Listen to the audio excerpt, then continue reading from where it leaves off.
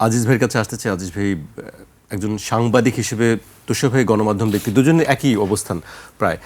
সেক্ষেত্রে আপনি একজন সাংবাদিক হিসেবে কিভাবে দেখছেন প্রতীক্ষা অপেক্ষায় সম্ভাবনার বিষয়টিকে? ধন্যবাদ আপনাকে। আসলে প্রশ্ন হচ্ছে প্রতীক্ষা কতদিন করব? আজকে 54তম স্বাধীনতা দিবস। ওই যে 80 বছরের একটি চলছে, সার্কেল ঠিক আছে, সার্কেল ঠিক আছে, কিন্তু গাড়িটা তো ঠিক মতো চলতে হবে। নতুন এবং ফিরে আসা গ্রাহকদের জন্য নগদে চলছে ক্যাশব্যাক সহ প্রতিদিন হাজারো উপহার জেতার সুযোগ। হবে আশা আর ফেরা, সারপ্রাইজ সেরা। এখন ধরেন আমরা সকল সম্ভাবনার পথ কিন্তু নষ্ট করেছি। এখন তারেক রহমান 25 তারিখে আসবে, তিনি নিজেও বলেছেন, আগে বলেছে এই আসলো, বিএনপির থেকে অফিসিয়ালি বলেছে, তিনি নিজেও বলেছেন 25 তারিখে আসবে এবং তাকে রিসিভ করার জন্য প্রস্তুতিও চলছে। সুতরাং তিনি আসবেন। আমি তুষার ভাইয়ের ওই কথাই বলবো, তিনি যে সম্ভাবনা, ধরেন বিলেতে বহুদিন ধরে আছে, আমরাও গেছি, সেখানে তো পুরো জিনিসটা অটোমেশনে, মানুষ চালায় না। ধরেন কত পুরানো, পৃথিবীর পুরানো একটা শহর, কিন্তু সেই শহরটায় কোনো রাস্তাঘাটে শৃঙ্খলা নিয়ন্ত্রণ করার জন্য কোনো লোক নাই, অথচ সব চলছে শৃঙ্খলিতভাবে, সব কিছু নিয়ম অনুযায়ী চলছে। তো এখন এই জন্য বলছি যে আমাদের দেশে যেটা প্রধান সংকট, সেটা হলো দুর্নীতিটা পুরো গ্রাস করে ফেলেছে। আমি কিন্তু দুর্নীতিটাকে 1 নম্বর প্রবলেম হিসেবে দেখি।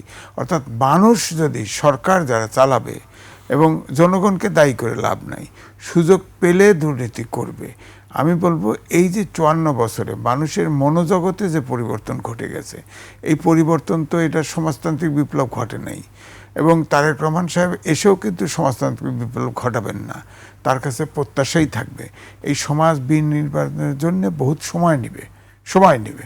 অর্থাৎ তিনি এসে যে তুষারভাই যে কথাগুলি বলছে, অনেকগুলো প্রত্যাশা। আমার প্রত্যাশা হলো দুর্নীতিতে অনেক দেশে আইন আছে, ক্যাপিটাল পানিশমেন্ট আছে। এই দেশে দুর্নীতি নিয়ন্ত্রণ করতে হলে, আমি জাস্ট একটা উদাহরণ দিই, বেগম খালেদা জিয়া প্রধানমন্ত্রী ছিলেন, তখন অ্যাসিড নিক্ষেপ প্রকট হারে ধারণ করেছিল, অ্যাসিড মারা, কিন্তু সেটা আইন করা হলো ক্যাপিটাল পানিশমেন্ট, এখন অ্যাসিড মারা নাই। তো সুতরাং ক্যাপিটাল পানিশমেন্ট এটা করবে, দুর্নীতি কন্ট্রোল করবে, এবং তার সরকারে দুর্নীতি একদম জিরো, প্রকৃত অর্থে আইনের দ্বারা নিয়ন্ত্রণ করতে হবে। 1, 2 হলো আইনের শাসন, সুশাসন, এবং গণতন্ত্র প্রতিষ্ঠার জন্য সবচাইতে বড় দরকার সহমত, অন্যের মতের প্রতি শ্রদ্ধাশীল হওয়া, এবং সবগুলো দলের ভিতরে যদি গণতান্ত্রিক চেতনা না থাকে, চর্চা না থাকে, তাহলে এক দল কখনো একটা গণতান্ত্রিক দেশে কিন্তু গণতন্ত্র বা আইনের শাসন, সুশাসন প্রতিষ্ঠা করতে পারবে না।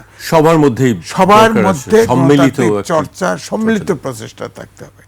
এখন এই দেশটা রক্ত দিয়ে স্বাধীন করেছি, এখনো শুনতে হয় আমরা পাকিস্তানের অঙ্গরাজ্য, কারণ পাকিস্তানি বাহিনী, বাংলাদেশ নাকি পাকিস্তান নাকি ভারত, পাকিস্তানি বাহিনী নাকি ভারতীয় বাহিনী পাকিস্তানের কাছে আত্মসমর্পণ করেছে।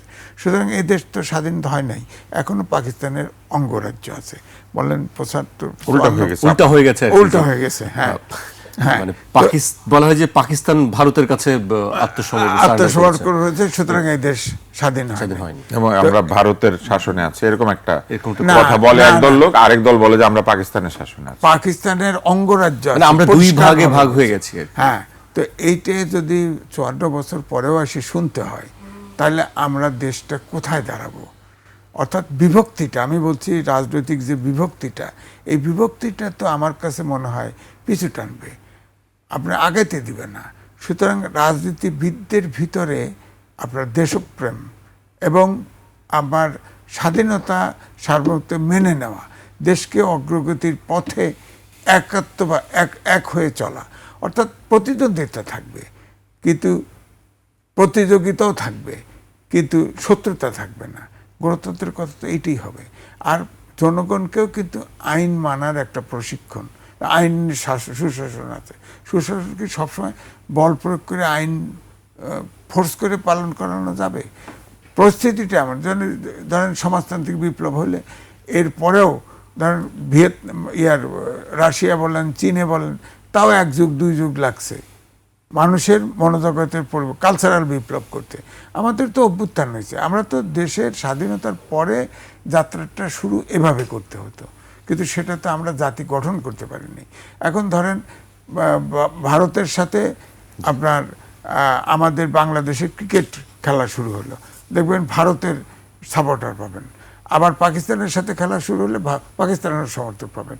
তো দুর্ভাগা জাতি 54 বছরে জাতি গঠন করতে পারেনি। আর একটা তুষার ভাই কিন্তু বলছে একটা কথা, আমি বিজ্ঞানের ছাত্র, আমি বলি প্রবাসীরা কিন্তু আর বিদেশে নিবেই না, আমি বলবো নিবেই না।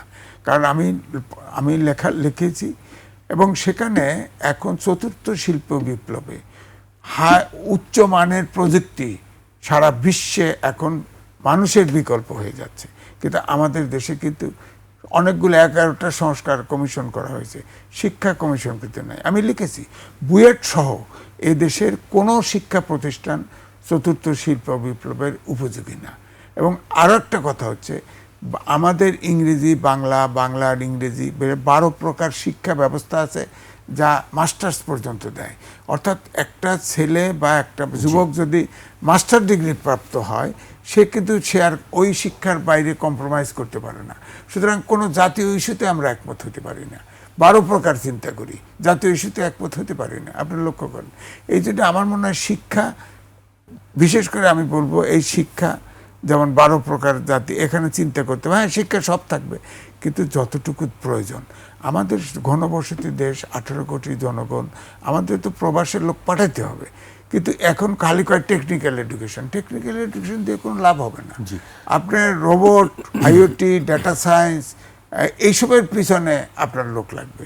এগুলা এখন তো আমাদের কাজের ক্ষেত্রগুলো আরো বিস্তৃত করা দরকার, আরো সক্ষমতাটা বিভিন্ন ক্ষেত্রে আরো তৈরি করা দরকার।